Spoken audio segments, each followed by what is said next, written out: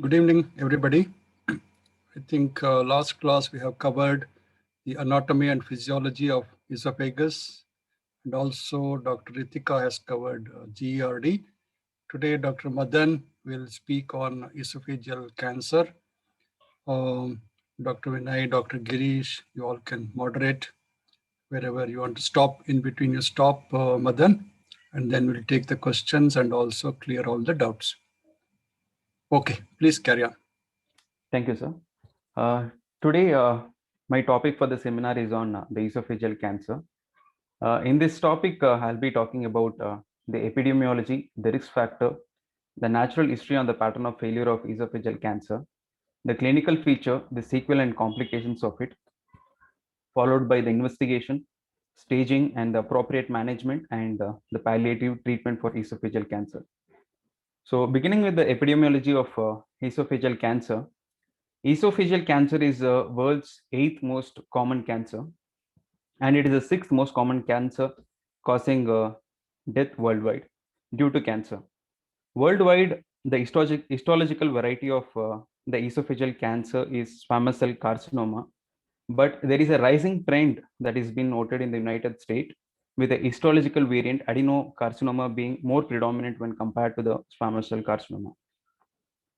Between the males and females, males are more commonly affected, and when it comes to race, the African Americans are more affected when compared to the white counterpart.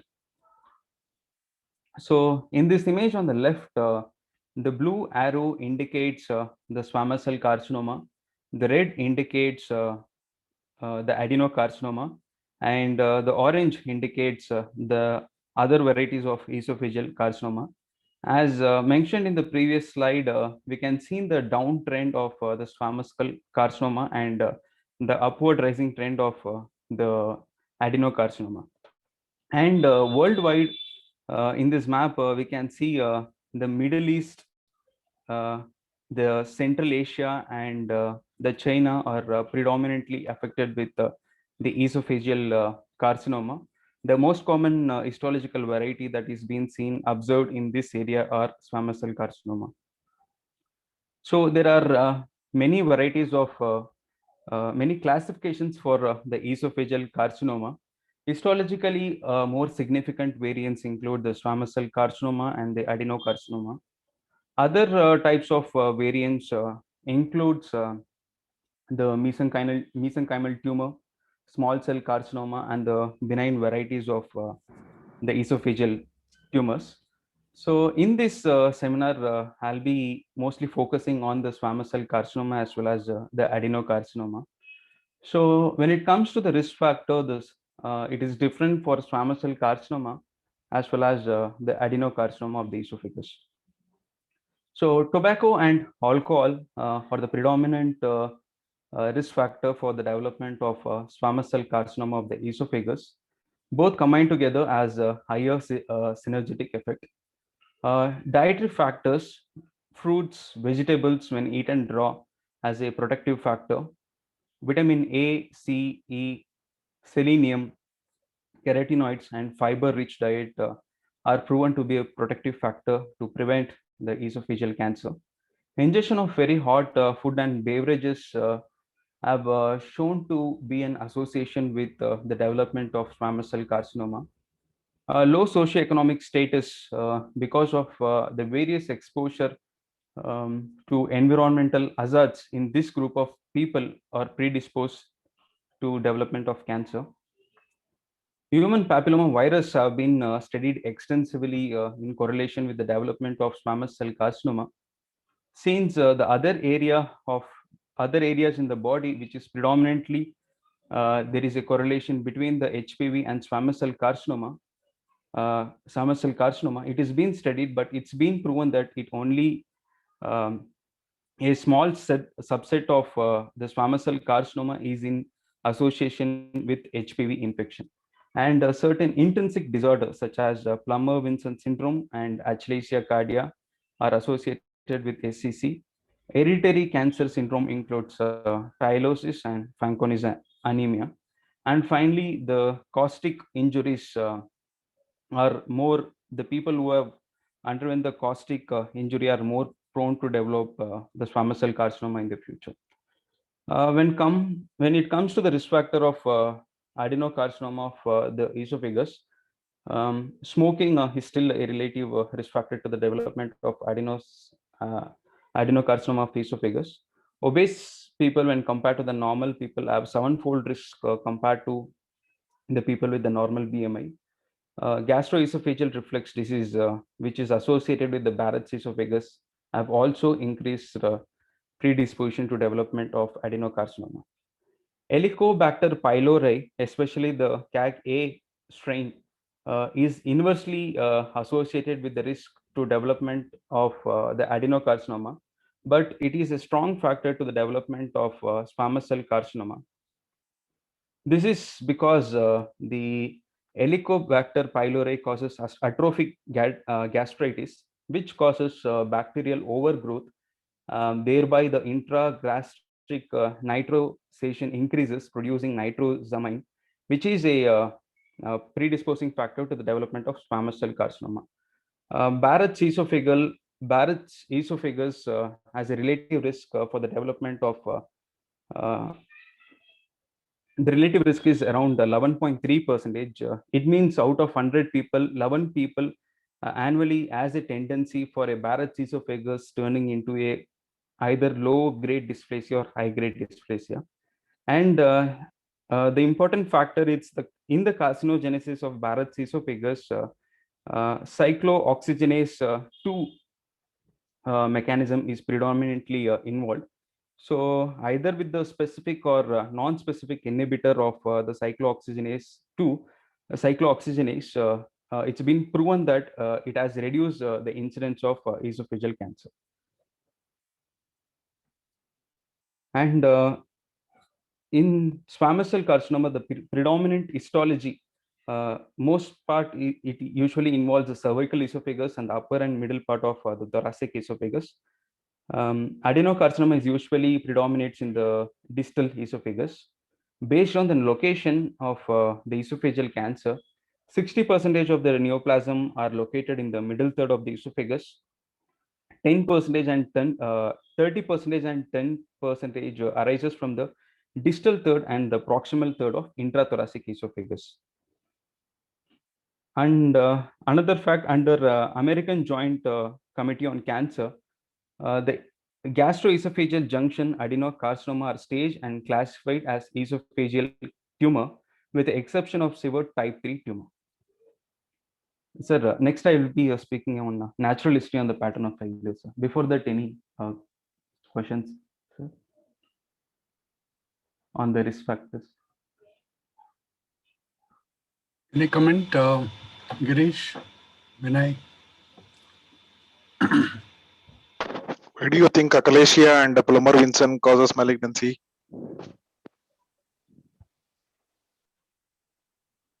Sir, in achalasia as well as the Plummer-Vinson, there is a stasis in the proximal part of the esophagus, which predisposes to metaphasia and thereby causing cancer, sir. Irritation of chronic irritation of the tissue. And this HPV, you're talking about esophageal malignancy. HPV, which part of the esophageal is involved in terms of malignancy? Sir, squamous cell carcinoma, sir. I know it is squamous cell. HPV doesn't cause adenocarcinoma. HPV is known to cause subset of people with oral and oropharyngeal malignancies have found to have HPV, particularly who are practicing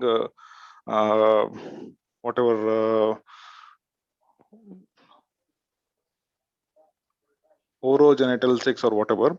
In such patients, some strains of HPV are found to have proposition to increase malignancies in oropharynx. So in that contiguity, cervical esophagus malignancies are known to happen with HPV. Otherwise, there is a very, as you told, it's a very small subset. Okay, sir. That's it. I think everything else is covered. Mohan, one more thing. I think history of radiation is also supposed to be a risk factor. Okay, sir. Shall I proceed with the next slide, sir? Radiation to the chest, is it? Yes, sir. Just okay. Does exposure to CT scan comes under this, sir? Just- No. Okay, sir. See, you You said mentioned- yeah. Go on, Girish. Sorry, sir. You mentioned what would be the most commonest variant in lower third? Which histology would be commonest? Adenocarcinoma, sir. No, you just mentioned. Just go back to the slides. Yeah, the next slide. There you mentioned actually. It is still the squamous cell carcinoma commoner in distal third compared to the adeno. But commoner adenocarcinomas are seen in the lower third. But of the two, the commonest one in lower third is still squamous cell carcinoma. Okay, sir. Right. So what you are telling is 60% or in the middle third, no? Yes, sir. 30% distal, 10% proximal, Yes, sir. right? Yes, sir. Okay. Why the predominance in the 60% in the middle third?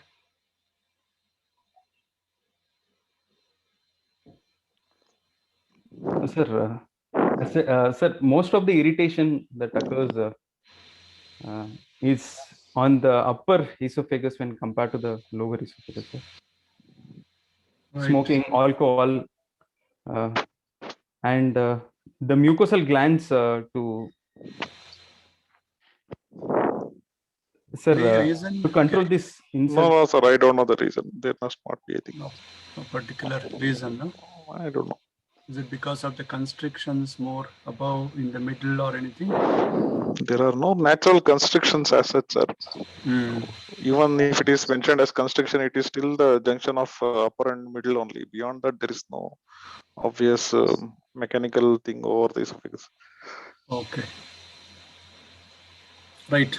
Carry on. So next it is a natural history on the pattern of failure in the esophageal cancer. Majority of the people who are presenting, who are diagnosed with the esophageal cancer, mostly have, by the time they come to OPD, they have locally or regionally 1 advanced minute, disease. Madan, 1 minute. Yes, sir. No, who's there? Vanita, Ritika is there? Yes, sir. Good evening, sir. What is tylosis?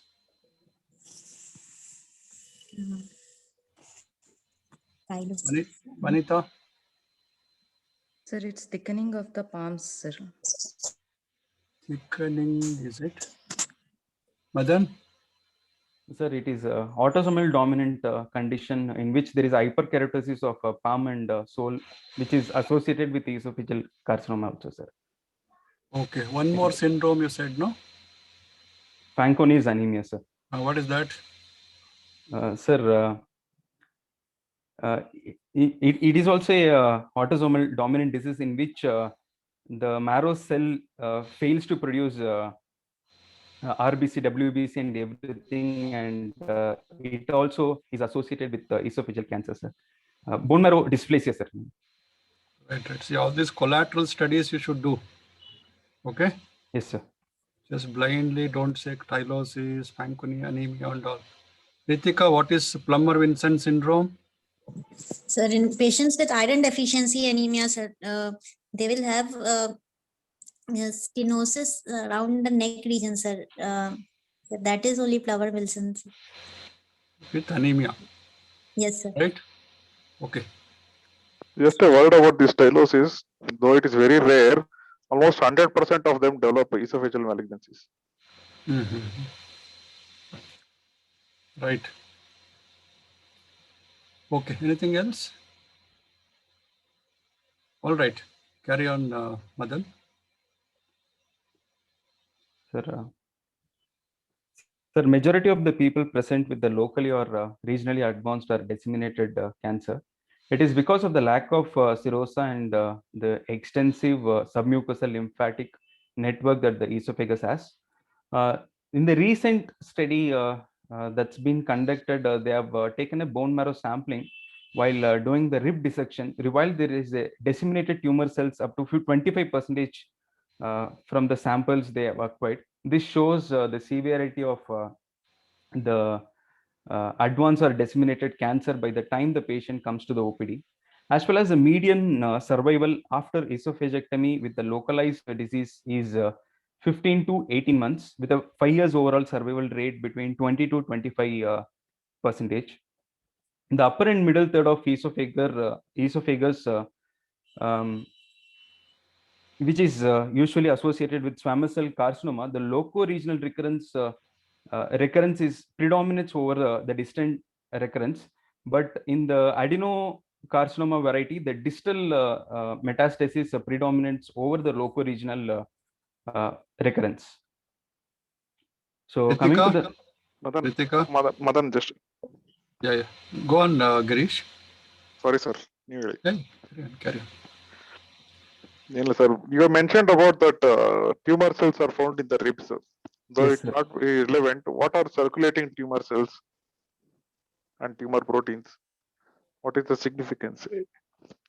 For that matter, any tumor might have cells without any attachment properties circulating all over the blood system. They may get deposited in various organs. They have not shown to have malignant potential at the time of diagnosis. They may get it at the later date. We don't know. So this could be whatever you have mentioned to show it as a metastatic deposit. It should have some volume. It should show some growth. All those things. So though I'm not telling that it is a circulating tumor cells, all malignancies for that matter, if at all you check any with any available technology, there might be some cells present in every organ of the body. The present technology, it might not be evident that it is a metastasis or whatever. So just think about this circulating tumor cells and proteins. That's it. Thanks. Okay, sir. Sir, and one more thing I have a doubt, sir. So this median survival after esophagectomy with localized disease means it is locally advanced disease, sir, or it is a... Locally advanced is also still localized. Yes, sir. Locally advanced? Is also localized only, sir. Localized disease only. Yeah, Okay. they have different percentage for that also. Right. Ritika, which is the other part of the GI tract which has no serosa?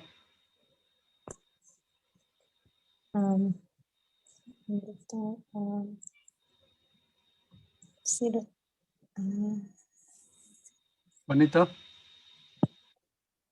Sir, gallbladder, sir. Gallbladder serosa. Which is the other part? Madan? Sir, I don't know, sir. Rectum. Rectum. Distal part of the rectum. Yes, sir.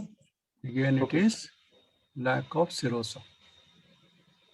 So esophagus and rectum. Anything Yes, else, Vinay? Illa, sir. Yeah, these two things you should know. Okay, carry on.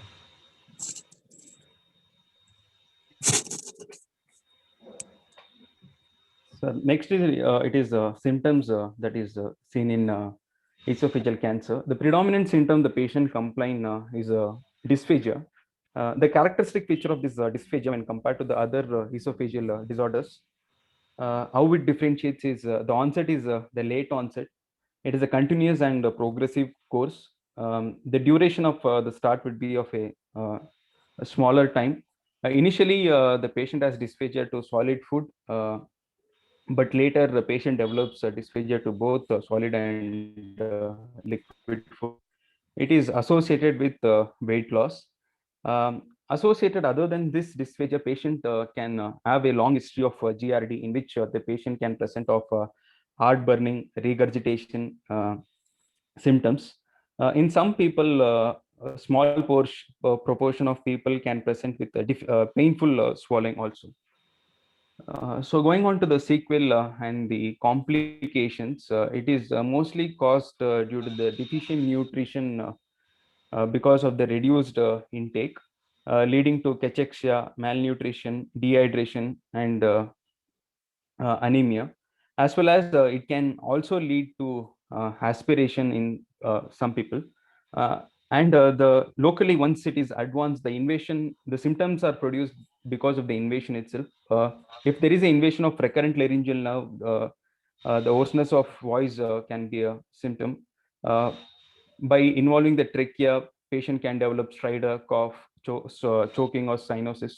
Perforation into the pleural cavity can lead to a pus-filled lungs, emphysema, or there can be involvement of regional lymph node such as celiac, leading to chronic back pain.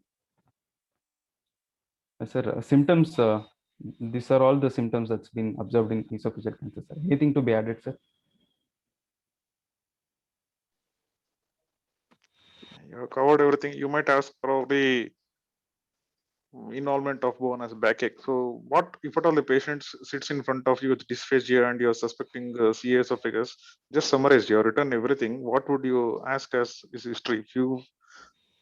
Four things you have to definitely ask. What all those things you have mentioned already? One is dysphagia. That will tell you the severity, the duration. The other thing is, as you mentioned, as sequel and complications, whether it is involving any other organ. As you mentioned, it could be either by just cough with involvement of recurrent laryngeal. Why should recurrent laryngeal cause voice change and cough? Sir, Why should it cause cough? What does it supply? vocal cord structure, sir. Cricopharynx. I mean, sir, I'm not sure, sir. Sensory supply of the larynx. Sir, Above above the the- level of vocal cord, it's a superior laryngeal nerve. Yeah, external branch. Below, it's both or motor internal and branch. motor and sensory. It's from recurrent laryngeal nerve, sir. Yeah, so above the vocal cord is internal branch of superior laryngeal nerve, and below the vocal cord is recurrent laryngeal nerve. So whenever you have involvement of that, there might be aspiration symptoms, though not convincingly. The other possibility is both involvement of the sensory part and the motor part, which is the only adductor of larynx. When that's the only adductor, when it is involved, then these things will happen. Aspiration, all those things. Okay, sir. So one is dysphagia, the other thing is aspiration symptoms by the recurrent laryngeal nerve cough. Third thing is involvement of bone. You will ask specifically for backache, all those things. Other than that, breathlessness or any other distal bone pain. These things you should specifically ask in case of CA esophagus. What would you like to examine in a patient of CA esophagus? As an exam, you have to examine. So what clinical examination would you like to perform in him? So starting from the general examination, I will look for anemia, dehydration, hydration status, Okay. cyanosis, lymphadenopathy. Accepted. He has come with dysphagia. He has lost weight.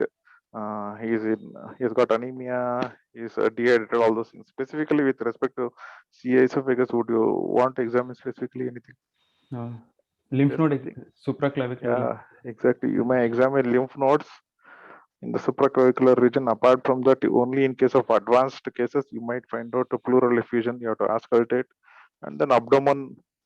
Peculiar, very rare things to happen in case of GE junction tumor. Otherwise, there is no specific clinical examination, particularly to you can find out CM esophagus. Okay. Okay, sir.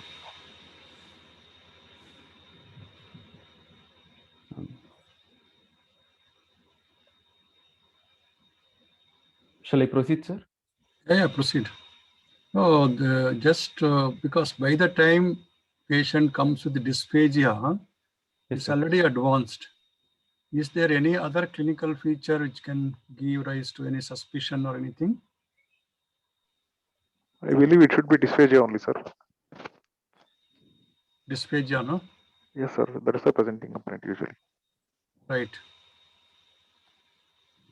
Carry on. So the initial investigation of choice for the dysphagia would be endoscopy. So the definitive diagnosis for esophageal cancer is the biopsy proven from the endoscopy.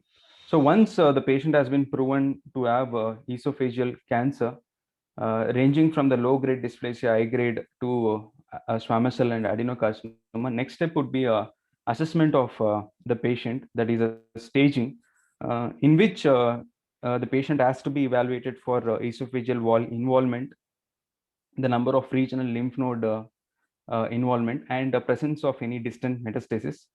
So the investigation that includes are the CT, chest and abdomen, PET scan, and endoscopic ultrasound. All this is done to stage for the staging of the esophageal cancer to for the appropriate treatment that follows by it.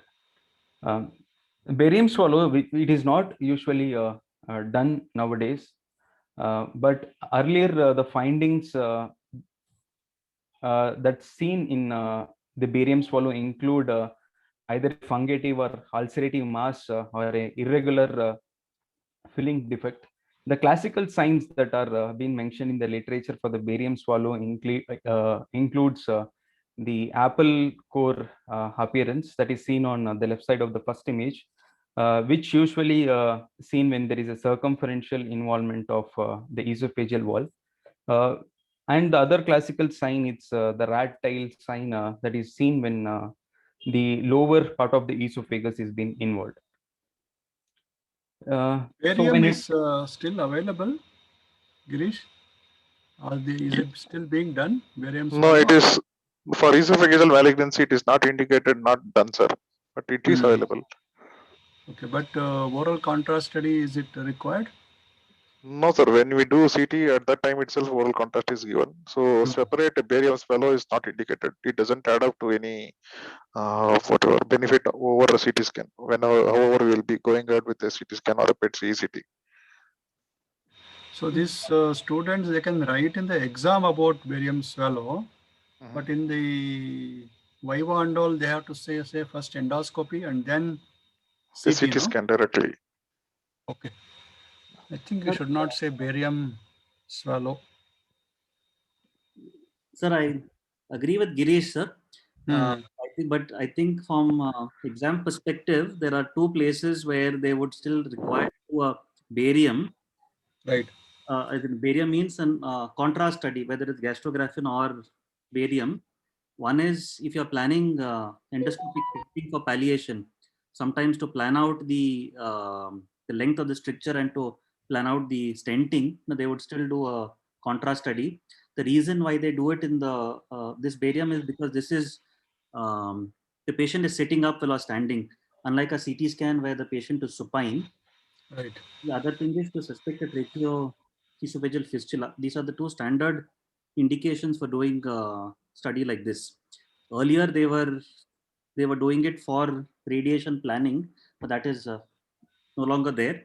But from an exam perspective, I agree with Girish that barium shouldn't be mentioned well as the first test. That's there.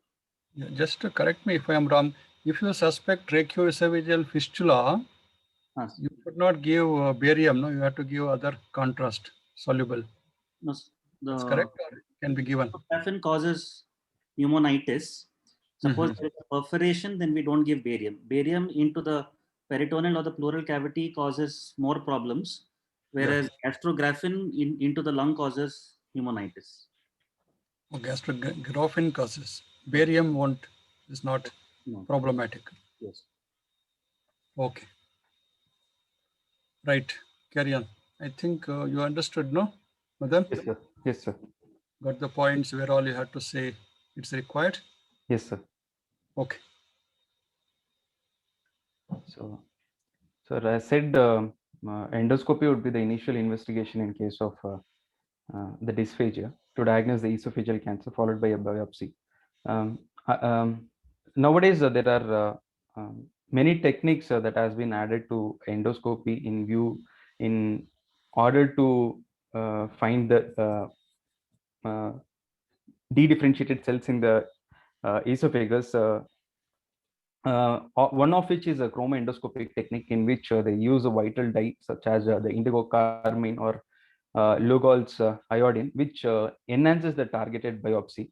And the pattern that can be seen in the endoscopy would be the early superficial lesion that's been seen in the left side of the image, or else it can be circumferential involvement, the mass, or ulcerated lesion, or else it can also be a malignant stricture. So it's been advised that a multiple biopsy yields a high diagnostic when compared to single biopsy. And whenever in endoscopy the lesion is being observed, it should be commented from the how much distance it's from the incisor as well as the gastroesophageal junction, the length of the tumor, and the degree of obstruction. The proximal and the circumferential extent of any Barrett's esophagus has to be mentioned, which helps to, and equally endoscopic mucosal resection can be done for any small tumors or nodules that's been found during the endoscopy to access the depth of invasion. In some cases, as mentioned earlier, bronchoscopy can be done if at all the tumor is been involving the middle and the low middle esophagus. It's a mistake that I have written the lower esophagus here, only the middle esophagus or above the level of the carina. It is not can. You should always do in case of upper and middle. Okay, sir. To look for any fistulas or local advancement of the cancer. Yeah, involvement of the posterior membrane. So you should always look for in case of upper and middle, whether it may be fistula or just involvement of the membranous part of the trachea or bronchi, whatever. Okay, sir. So in this image, it compares the normal endoscopy and the chromoendoscopy, and certain the lesions that's been seen as black and white. These are all the dysplastic lesion, which is well seen with the chromoendoscopy. So next, it is the CT chest and abdomen. Here I have a small video which shows a normal anatomy of the esophagus.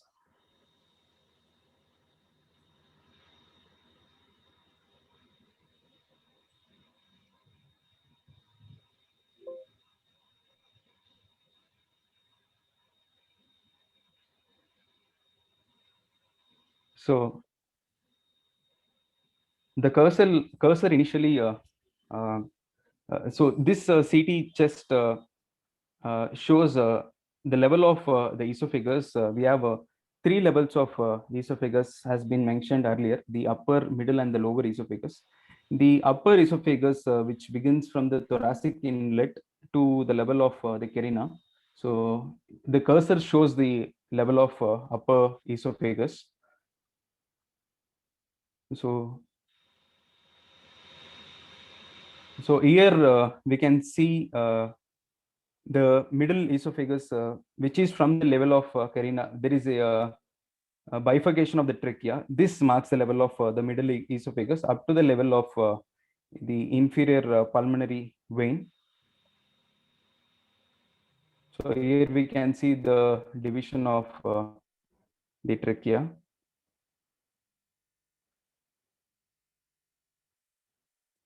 Finally, we can see the inferior pulmonary vein. To this junction, to the gastroesophageal junction, marks the lower esophagus.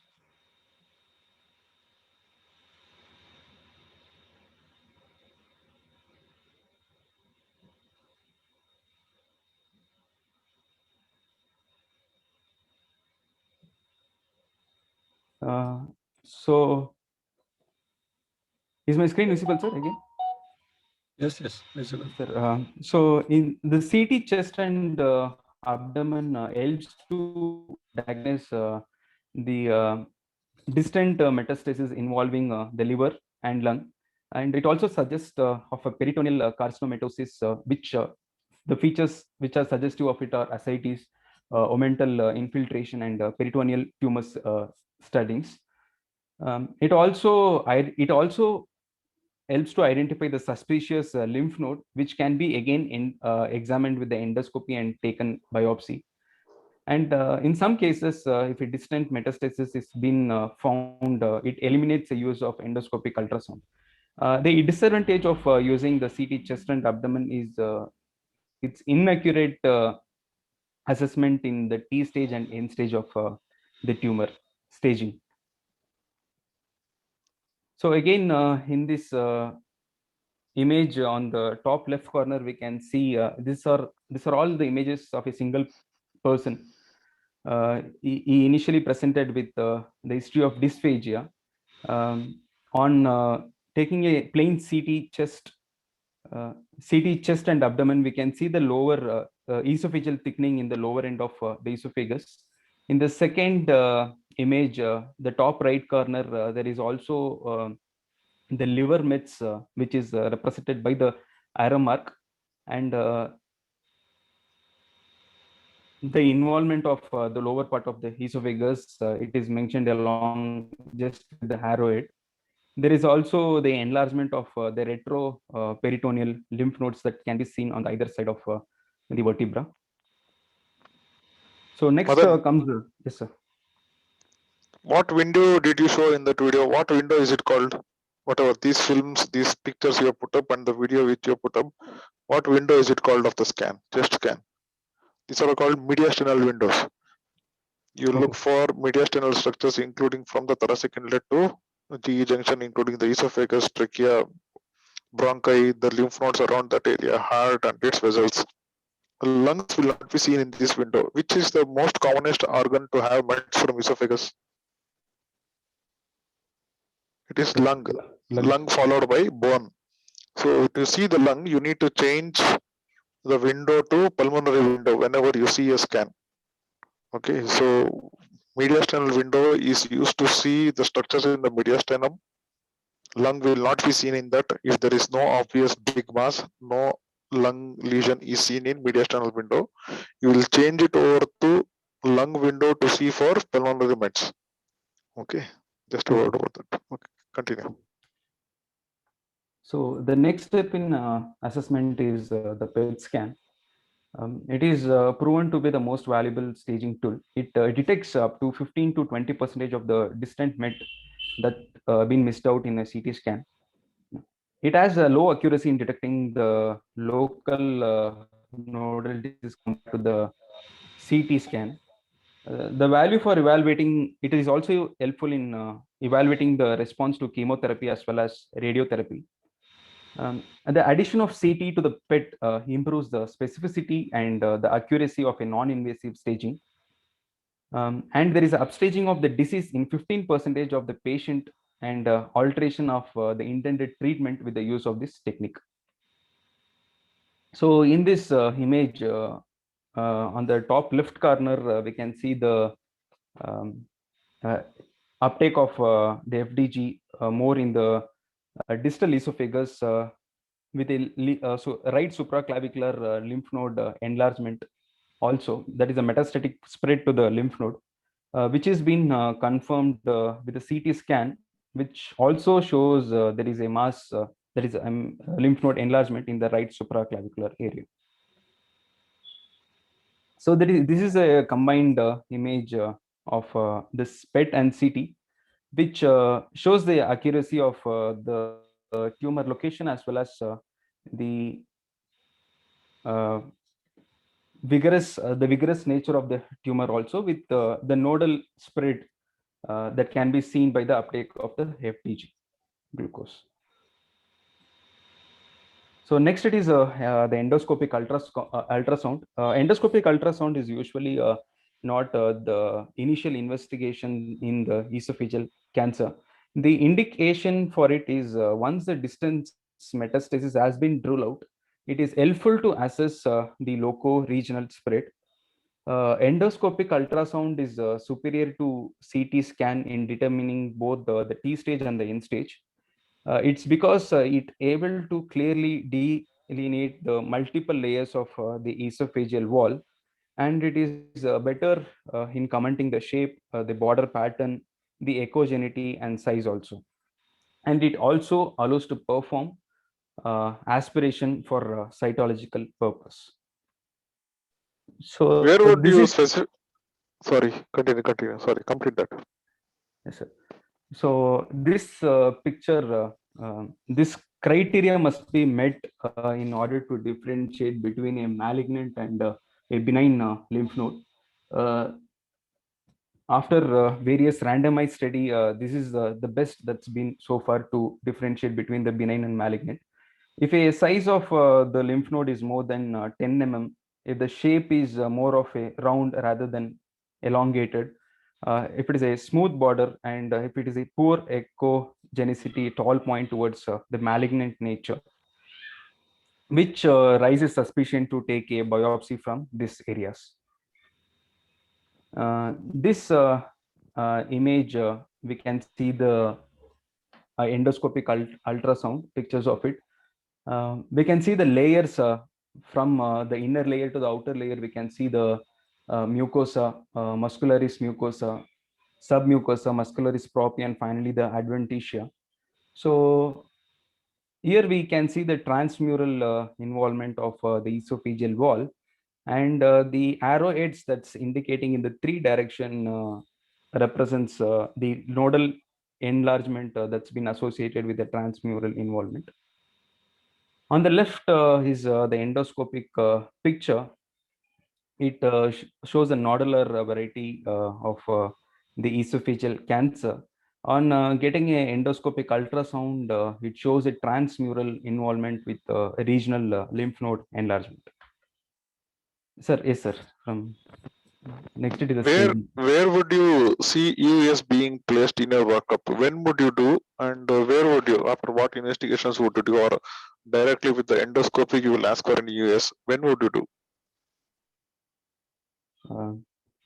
Sir, followed by a CT scan, if there is absence of a distant MET, as well as a PET CT, there is no any. Obviously, man, forget about distant METs. Distant METs, it will not come into picture. Accepted. Forget about that. Okay, sir. Other than that, sir, if I do a endoscopic mucosal resection and it shows just T1A, there is a doubtful between a T1A or T1B, which involving just mucosa or submucosa. I like to go with the endoscopic ultrasound to look at the layers that's been involved. So whenever you have a ambiguity in your decision wherein which modality you have to use, or you have to stage the disease, whether you don't know whether it is early esophageal cancer or a locally advanced one, then you will use this. It means that any lesion which clinically appears on the CT scan, which appears on the CT scan should be around at least T3. Very rarely you find the T2 lesions being obviously visible on the CT scan. That is not that you will not never see it. You will see, but obviously seen ones are usually T3. Any things which is showing lymph nodes, regional lymph nodes, obviously all those things will have a different management, wherein you will not consider it for endoscopic treatment or upfront surgical treatment. So you will rule out such cases by seeing CT scan.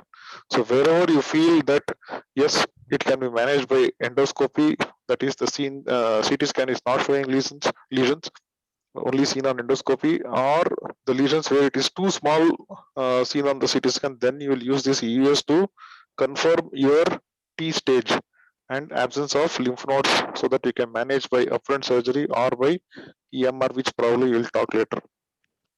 Okay, sir. So reading of CT scans is proper. It should be done properly. Okay, sir. Yes, sir. Sir, can I proceed, sir? Yeah, carry on.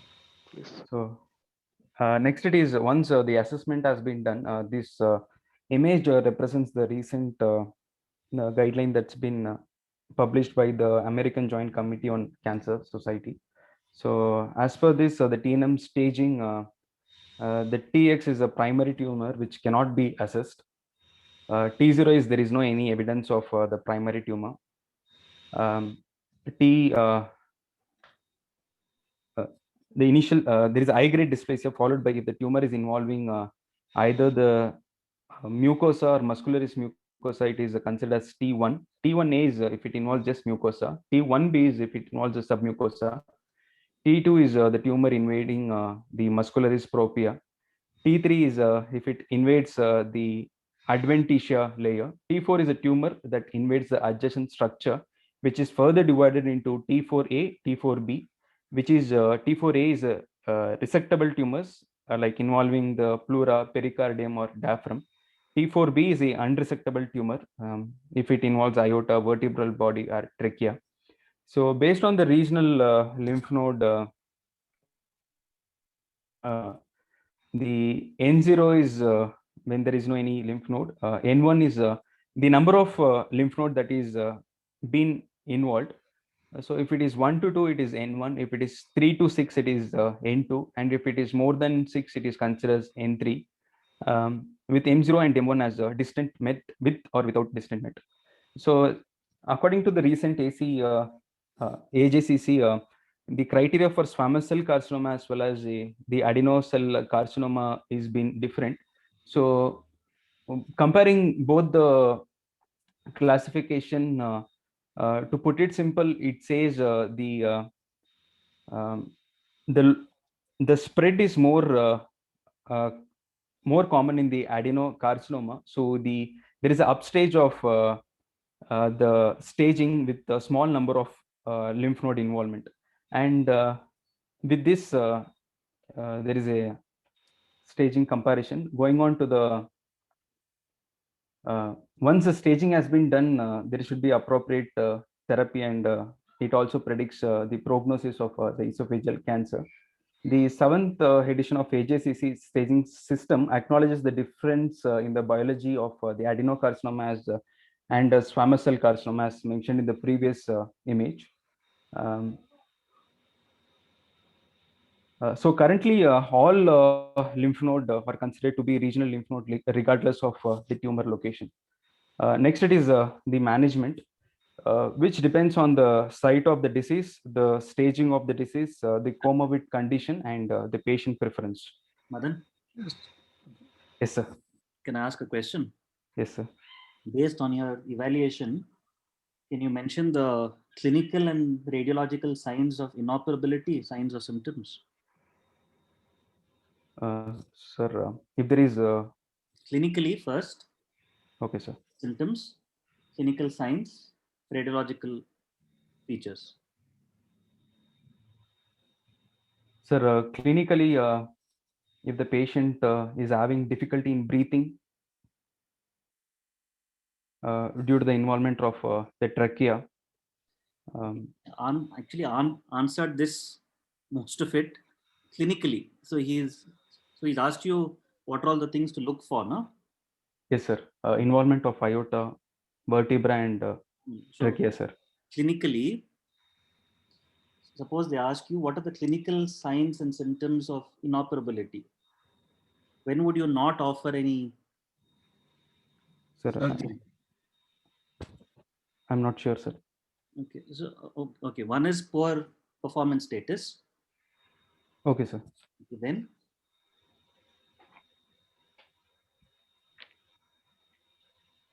bone pain, Okay, sir. hoarseness of voice, Okay, sir. supraclavicular node, Okay, sir. pleural effusion. These are all clinical. Okay, sir. Radiological, Sir, involvement of this structure, sir, as trachea, aorta, vertebra. There is a multiple mets that's been noted in the lung. okay. Girish, anything else, Girish? Fistula you have mentioned actually.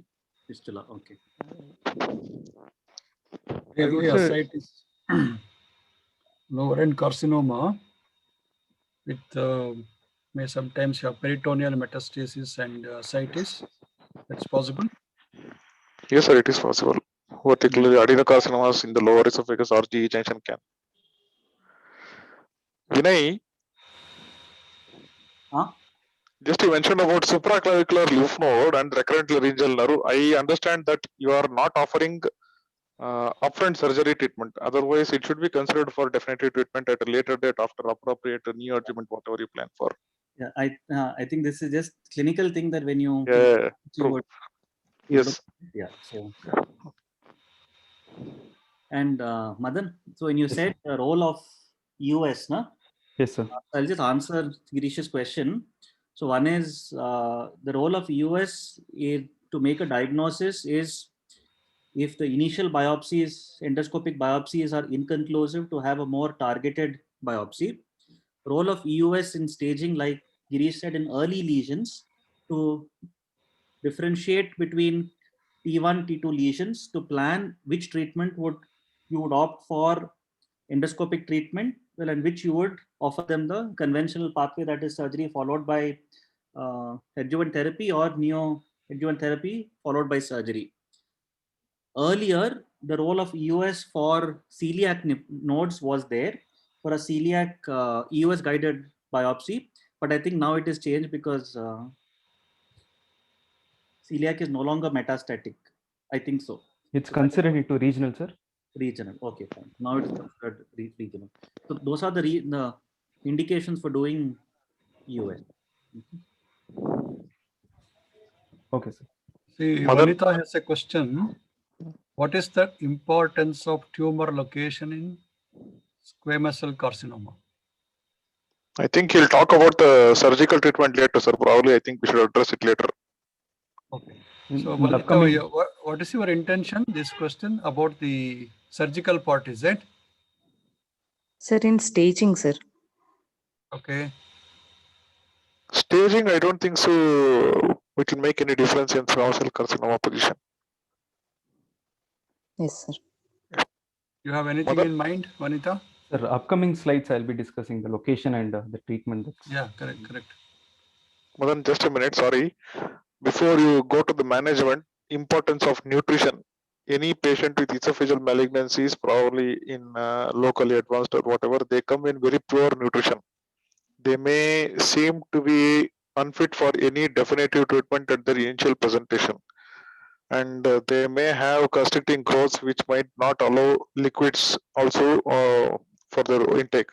In such scenarios, your primary thing is to be improving the patient's nutrition. This can be easily done by putting a Riles tube or a guide wire thing over which a stiff nasojejunal tube can be placed, and then you improve the nutrition. Unless you improve the nutrition, you will not know the fitness whether the patient can be considered for definitive treatment or not. So whenever you see a patient of esophagus in poor nutrition, which is quite common to happen, please see that the nutrition is improved. Even if there is no treatment planned for the next couple of weeks, this will help to improve the general condition of the patient.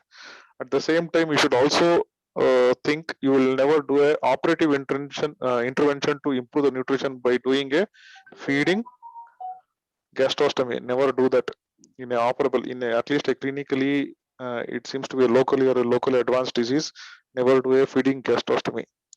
Ideally, it should be endoscopy guided Riles tube insertion or a stiff nasojejunal tube insertion or a nasogastric tube insertion. That will take care of the nutrition. So giving a couple of weeks or 3 weeks for this, patient will definitely improve. Okay. Okay, sir. Thank you, sir. Girish, if it is totally blocking the esophagus and nothing is going down, Yes, sir. what Then will you probably do? a feeding jejunostomy might be considered. Okay. Anything else? Vanita, Ritika? No, sir. Okay, continue. Sir, when it comes to the management of the esophageal cancer, sir, lesions such as high-grade dysplasia that's noted in the Barrett esophagus, the incidence for it to convert into esophageal cancer is approximately 6% annually. So ablative methods can be used to remove these lesions. The principle of these ablative methods is basically mucosal injury in an acid-controlled environment where the proton pump inhibitors to eliminate the pre-malignant mucosa, and which is replaced by the new epithelium over there, which is not malignant. So the endoscopic ablative and resection technique for high-grade dysplasia, many methods are there, but most commonly that is being used is the radio frequency ablative method. Usually it is performed in 4 sessions over a period of 4 months. The radio frequency ablative methods are superior when compared to the photodynamic therapy because of its low stricture rate. The radiofrequency ablation is usually administered via the circumferential balloon or the electrical plates using the bipolar electrode and causing the mucosal injury through the eighth generation.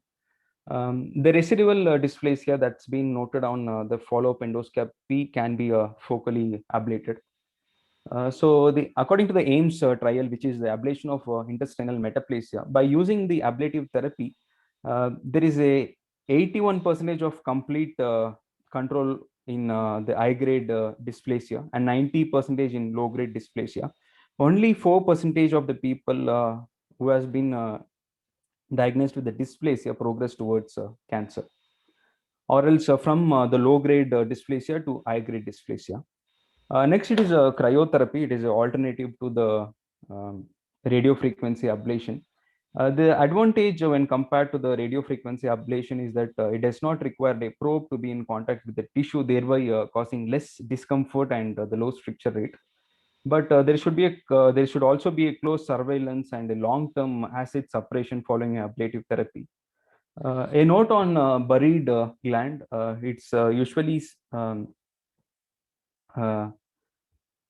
It's usually observed, although the incidents are rare, in which the Barrett's epithelium, usually the pre-malignant epithelium, can be hidden underneath the new squamous epithelium. In later stages, it can turn into a malignancy.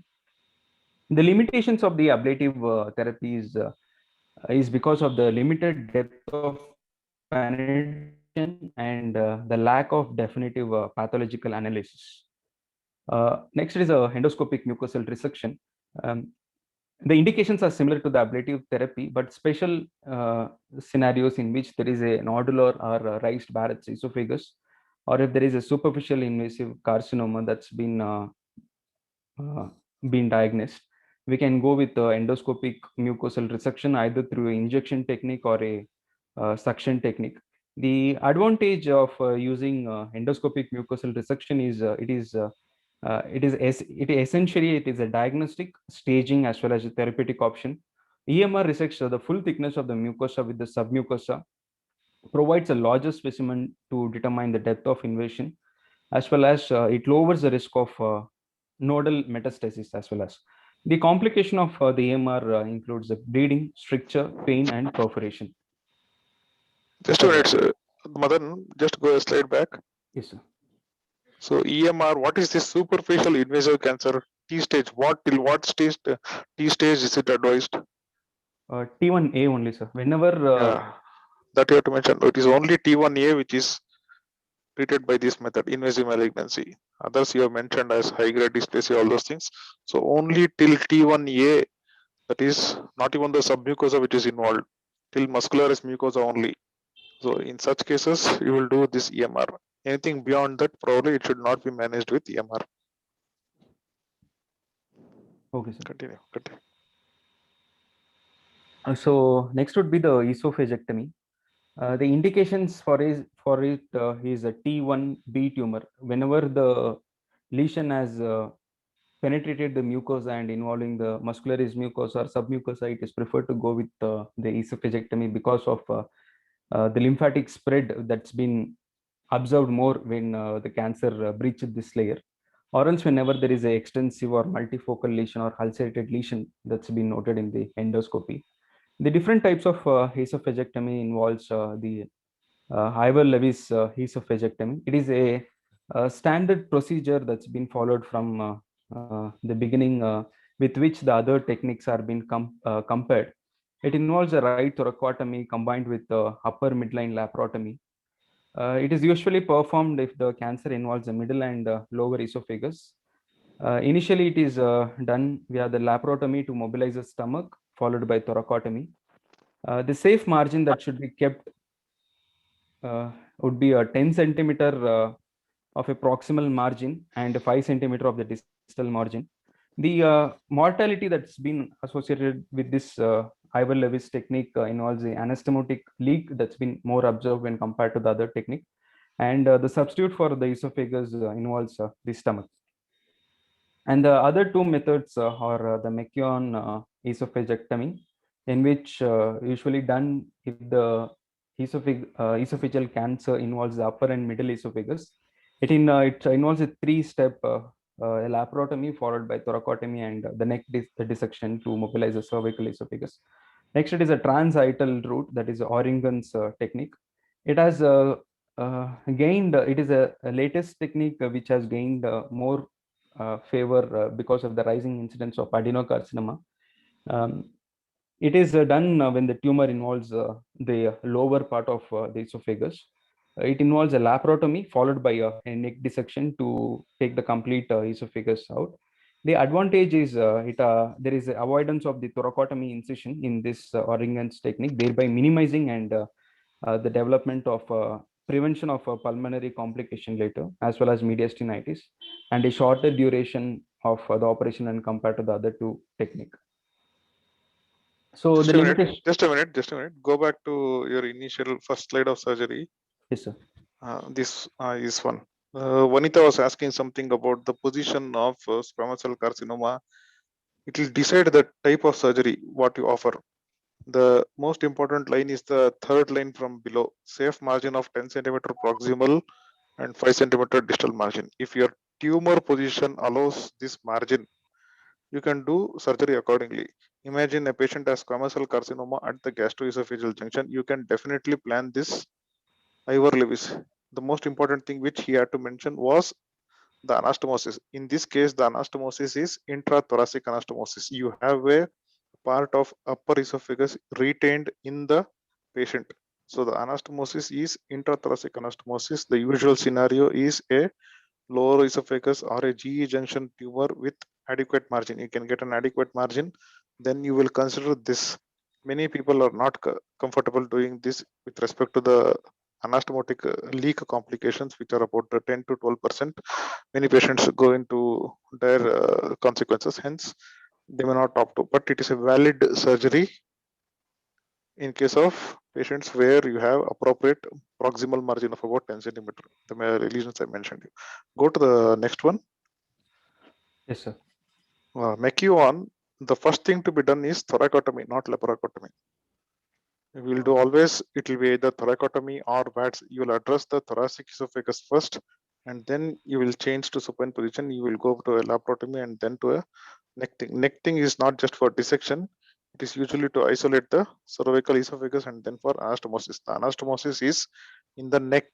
So in Ivor Lewis, the anastomosis was in the thorax. In neck, in the Mekions, it will be in the neck. So the proposed leak leading to death are comparatively lesser with respect to Ivor Lewis. So people may opt this for that reason if they have problems with the leak. So first thing is thoracotomy or VATS, and then laparotomy, and then the neck part will be done. Okay, and this name, I think it is Oringer, not Oringans. Oringer. Transhiatal, whatever you mentioned. Yes. Yeah, it is Oringer, and it is not a latest thing. This was before Mekion came into picture. Okay, so earlier people have made randomized given appropriate level 1 evidence that this and this whatever Mekion have equal benefits. They have not shown significant differences between this and that with respect to disease-free survival and overall survival.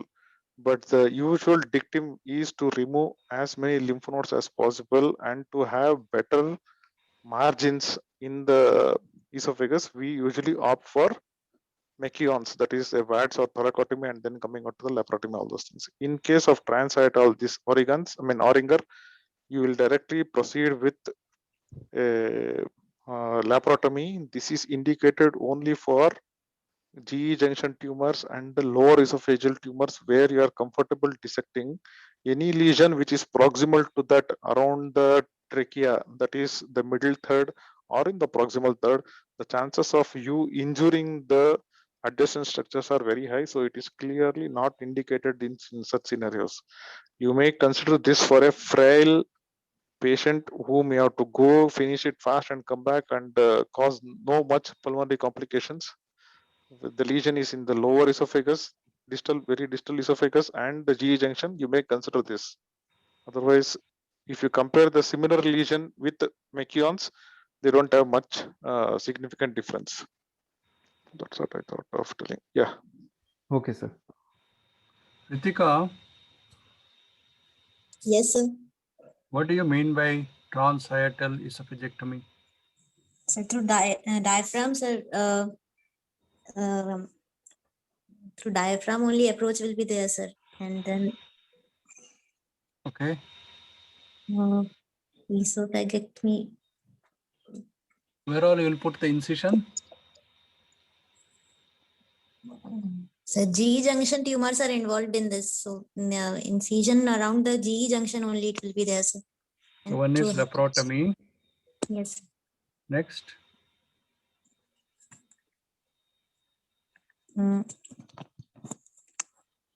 Sir, I don't know, sir. Where will the anastomosis, where will it come? Sir, above diaphragm, sir. Above diaphragm. Vanita? Sir, next, sir. Neck. So you are not opening the thorax in the transhiatal esophagectomy. It's a blind dissection in the thorax. That's why Dr. Girish said it's the lower end where it's more comfortable. Above, you may injure the other important structures. Okay. Yes, sir. Ritika, you should read all this. Yes, sir. Okay, carry on. Sorry, Kritika, to answer sir's question, how you should answer it is transhiatal esophagectomy is a type of esophagectomy where whatever Madan has mentioned there, thoracic Yes. incision is not done with the intention of reducing pulmonary complications. Yes, sir. He's mentioned it there. It's a total esophagectomy. Okay, Yes, sir. Yes, sir. right, right.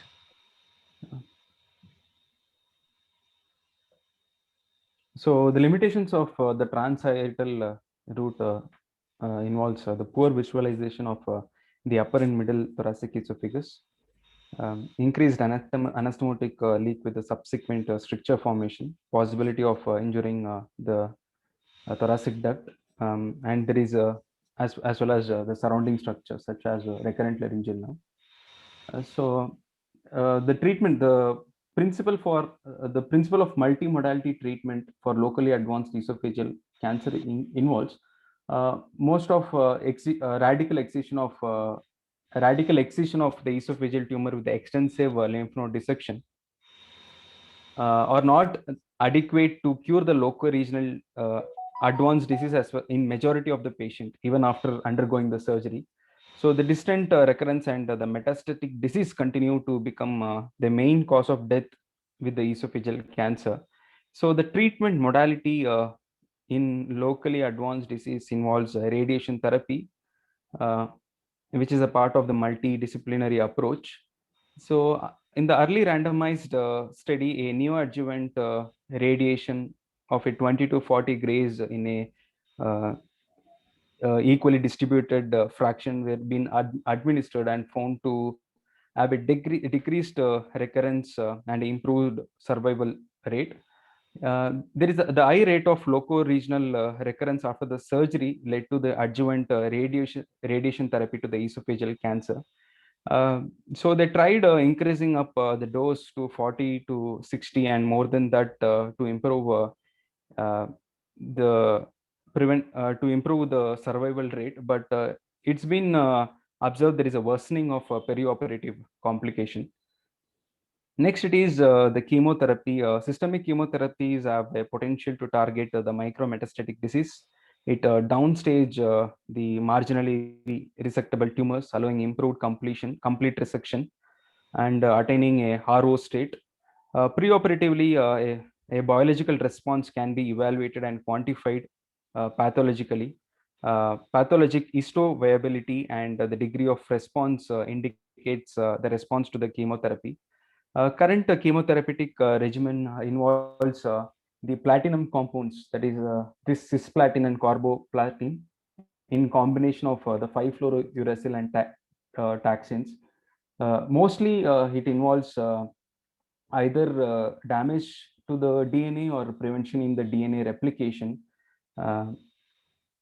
because of the chemotherapy. The high 5-year survival rate has been noticed in patient with the chemotherapy plus surgery compared to the surgery alone. So there was a study comparing the neoadjuvant chemotherapy with versus the adjuvant chemotherapy, and it's been observed that the overall 5-year survival rate is better in the neoadjuvant group. When chemoradiation alone being used, it is administered in the preoperative or postoperative setting as a bimodality or a trimodality therapy when compared to the when combined with surgery.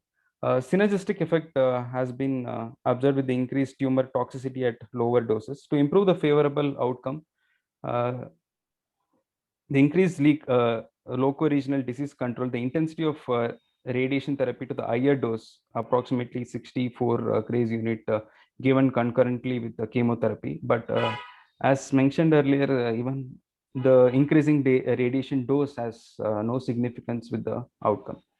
So chemotherapy and surgery, synergetic effect of the chemo radiation combined with surgery maximize the control of loco-regional disease and a potential undetectable metastasis. So the gist of all these slides includes from whatever the studies that's been done from the past, it's been observed that neoadjuvant chemo radiation is better compared to the bimodality therapy or just the alone usage of chemotherapy or radiation. Sir, next will be the last slide on the palliative therapy, sir. Wait. Mhm. Sir, can I take a minute? Yeah, sure. See, position, you can't generalize things like this. The histology and the position of the lesion and the stage of the lesion will dictate the treatment. As you mentioned earlier, till T1A, from dysplasias to T1A, we can treat them with endoscopic mucosal resection. People may opt for esophagectomy. Even with that, esophagectomy is also a valid treatment for that, but usually the proposed treatment is EMR. So anywhere less than T1A, it is EMR or esophagectomy. Anything which is beyond that is T1B or till T2, you can consider in a patient with no nodal metastasis, you can consider for upfront esophagectomy, whatever type of esophagectomy you plan according to the position, as we discussed earlier. So T1B to T2 will be upfront surgery without any neoadjuvant treatment being required. I have to mention that it is an N0 disease. So any disease which is more than T2, that is T3, or any T or which is having N1, that is a lymph node is present regardless of the T stage, you will consider it as locally advanced, and you can't consider that for upfront surgical treatment. Okay, so a disease which is there in the cervical esophagus and in the proximal esophagus, that is the proximal 1/3 of esophagus, will never be considered for surgery. It is always concurrent definitive radical chemoradiation. The dosage of radiation could be up to 70 Grays. It is usually from 60 to 70 Grays based on the tolerability. So cervical esophagus and proximal esophagus, surgery will never come into picture regardless of histology and the stage. It is always chemoradiation will be the treatment. So we are left with middle third and lower third and gastroesophageal junction. So any lesion with N1 and T3 will be considered for neoadjuvant treatment. So the present protocol is to consider it for neoadjuvant chemoradiation, wherein the radiation dose is still about 41.4 Grays, not beyond that. You will not give beyond that. So 41.4 Grays along with some sort of a cisplatin radiation sensitizer will be given, or it may be paclitaxel. So whatever they give. So this is usually called as a cross protocol which is followed. This can be given for both squamous cell carcinomas and adenocarcinomas. Okay, and then you will consider for surgical treatment accordingly, whatever you plan for. So any middle third and lower third, you will consider for neoadjuvant chemo radiation. You will not be wrong. A peculiar scenario where you have an adenocarcinoma, you should have mentioned about the Sievert 1, 2, 3. gastroesophageal junction. Probably the next it may come, whatever. So a adenocarcinoma might. There is a good evidence from recently from about 2 years for neoadjuvant chemo only. The protocol is called as FLOT protocol. The chemotherapy drugs being used are different from the regular ones, which were used for gastric cancer earlier. Epidopsin, 5-fluorouracil, they use something else. Docetaxel are come into picture. So with that, the survival benefit is clearly better in comparison to the earlier used chemotherapy. So an adenocarcinoma of the GE junction of a CWT type 3 or 2 or even 1, people give FLOT, that is without radiation, only chemotherapy, and then consider for appropriate surgical therapy. I hope this covers Vanita's question. Sir, I have a doubt, sir. Hmm. Sir, with the literature that's been mentioned, clinically there is a N0 state, but pathologically, when they have done a esophagectomy, they have found the tumor occurrence in the nodal state, sir. So this statement goes with giving neoadjuvant, neoadjuvant chemotherapy even. No, man, this scenario doesn't happen usually unless you have read your scans properly or you got your US done. This usually doesn't happen. If you have read your scans properly, if you have discussed properly, I think this usually doesn't arise. Any seen lymph nodes is considered as clinically significant and it should be offered neoadjuvant treatment. Only when enlarged lymph node is not seen on the scan or not seen on the EUS, you have neglected that, then only this arises. Otherwise, in the present scenario, this usually should not happen, is the one.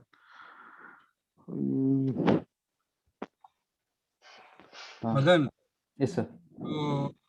Aitha Girish, anything else? One more thing, sir. Earlier, everything was treated with NACT followed by surgery and then adjuvant treatment accordingly. Squamous cell carcinomas would not get anything. Adenocarcinomas would complete the chemotherapy. So if there is no direct comparison between these NACT-RT, that is chemoradiation in neoadjuvant doses, and the earlier protocol of NACT, you don't have any direct comparison. But the usual thing is, even if you follow that, it's not a wrong thing. But the latest evidence is such that apart from anything else of the adenocarcinoma in the GE junction, you will give neoadjuvant chemoradiation. Even for the mentions type 3 CWTs, you usually should consider it for FLOT chemotherapy only. Okay, sir. Sir, and finally, I'll be concluding this topic on palliative therapy, which is indicated in poor performance status, as well as whenever the surgery is not offerable for the patient. Techniques such as stent can be placed, or else radiation or chemo radiation therapy can be given to the patient. So with this, I conclude my topic, sir.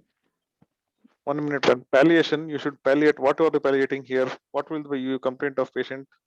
Dysphagia, sir. So it usually dysphagia, or the most important thing would be tracheoesophageal fistula. Nothing else you can palliate. So the palliative methods are two.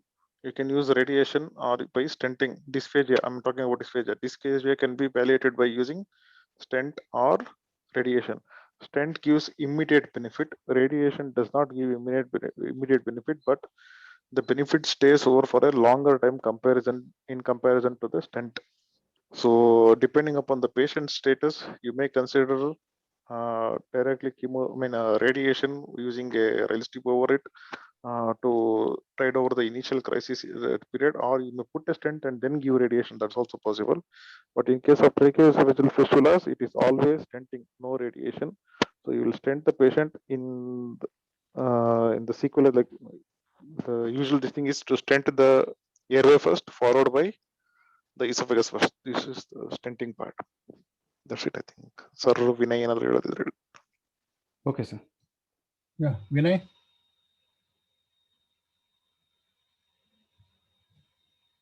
Sir, I think he's covered it, sir. Girish has covered the whole thing, sir. Yeah.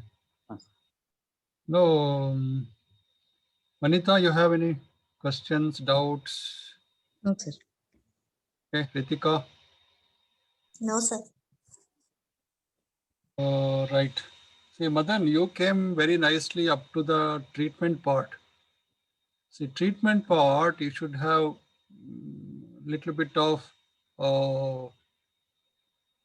carefully classified curative and then palliative. Okay. Yes, And sir. then there are different methods now: open surgery, laparoscopic method, thoracoscopy, and then robotic surgery. Okay, sir. Right. Yes, So, sir. and also in this, the principles are important.